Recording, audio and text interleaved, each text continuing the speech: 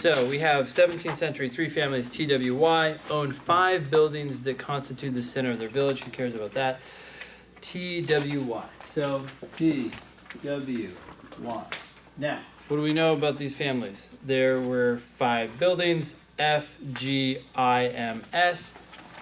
F, G, I, M, S. And they say that each family owned at least one of the buildings. So what kind of game does this sound like?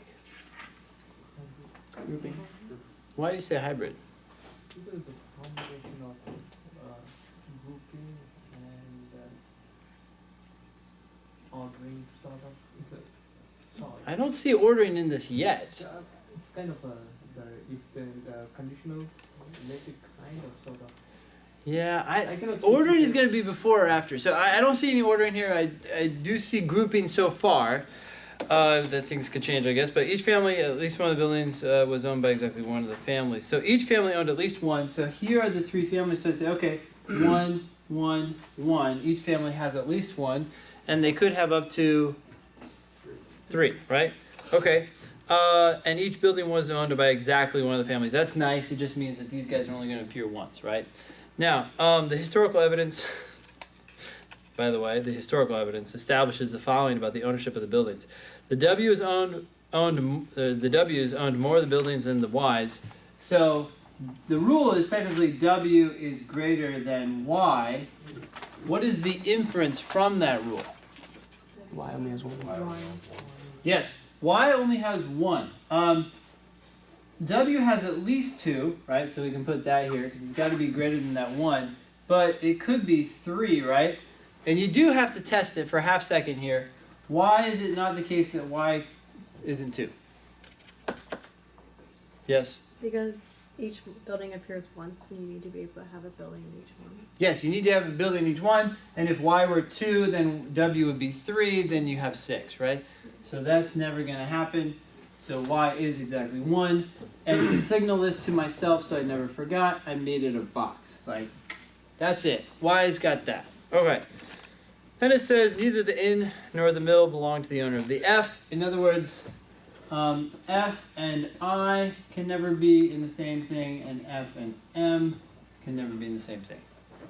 Is that what we got? Cannot be owned by the same family. Okay? Either the T owns the S or the Y owns the I or both. So either S goes here or I goes there. It's a little different than your traditional arc. We're saying you got to have one of these. Now, I know the rule said or both, but I don't care about that because or statements are always or both unless they say otherwise, unless they say but not both. So the bottom line is you better have an S here or an I here, and then you're good. If you have it both, that's fine. That's always the case. Okay.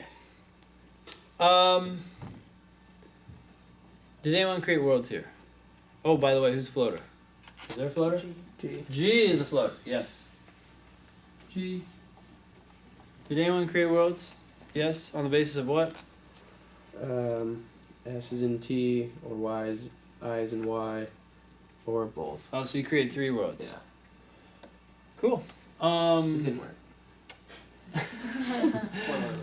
I'm thinking that, okay, so the rules that tie into S are none, and the rules that tie into I are just this negative rule, Yeah. which actually doesn't help because if I goes here, nothing can go with it, right? Right. So this rule doesn't actually add anything. Yeah. So I think I do remember thinking about that for a half second, that world, but they don't really go that far. And it sounds like they didn't. They did not. Okay.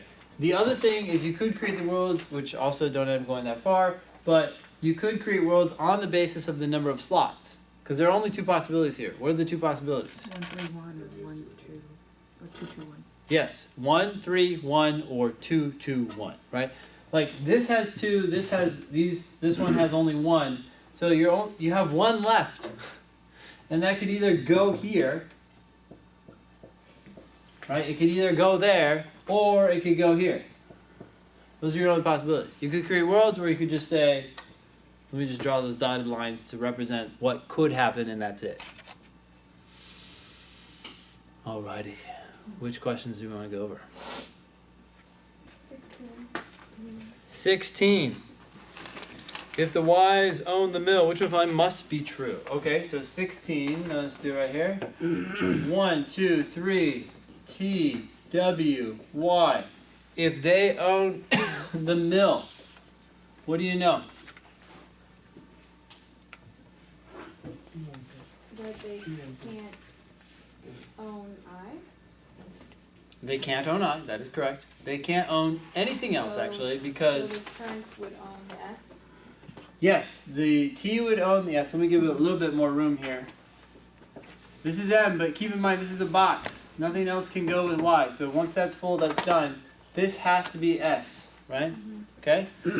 What else do we know? F and I have to be split up. We don't have to worry about the FM rule ever again because M is going to be by itself. But Fi is going to be split up. So we only have two groups left that can take them. I would do Fi like this and have this arc going back and forth. Everyone cool with that? Okay, who's left? G, the floater, right? G's got to go here. There's no more room. Okay, it's a must be true question. Since it's a must be true question, I would scan for the last inference, which was G, and that is answer choice D. Are we cool with that? Other questions in this game? Which one? 15. Which one follows a pair of buildings that cannot have both been owned by T? Okay, so cannot both go here. If you do have two buildings here, what happens to the others?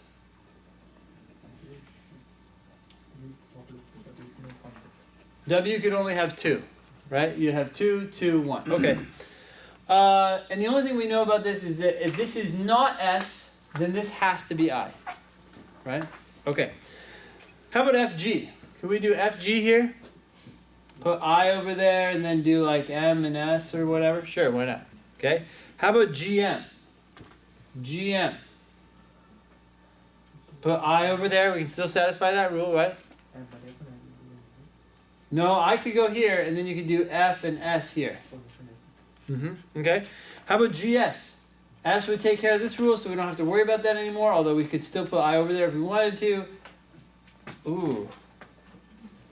So if we have GS here, what happens? F and M have to go together. F and M have to be separated, right? So since we've satisfied this rule, we don't have to put I there. We could do F here and then IM, right? We avoid that problem. That was the problem, but we avoided it barely.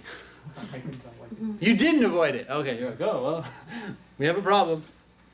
All right, but it could be avoided. IM.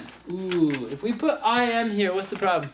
Won't satisfy the first rule. Won't satisfy the SI rule, right? Because IM would go here, S could not, because you can't have 3 here, and then I would not be able to go there because it's here. IM could not have been owned by the Trents on the basis of the historical evidence. Okay, other questions?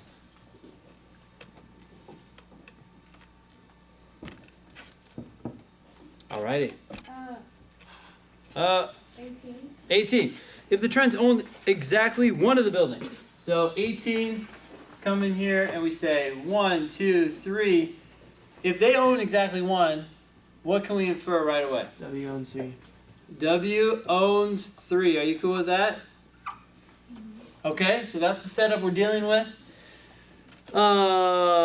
Which one follows a complete and accurate list of the buildings, any one of which could be the building owned that Trent owns? So, who can go here, basically?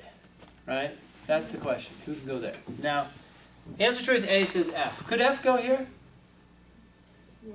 It's nice because it helps avoid this problem right here, right? We do F, I, and then everybody else goes in the middle. Sure, why not? So we know the list has to include F. Do all of them have F? No.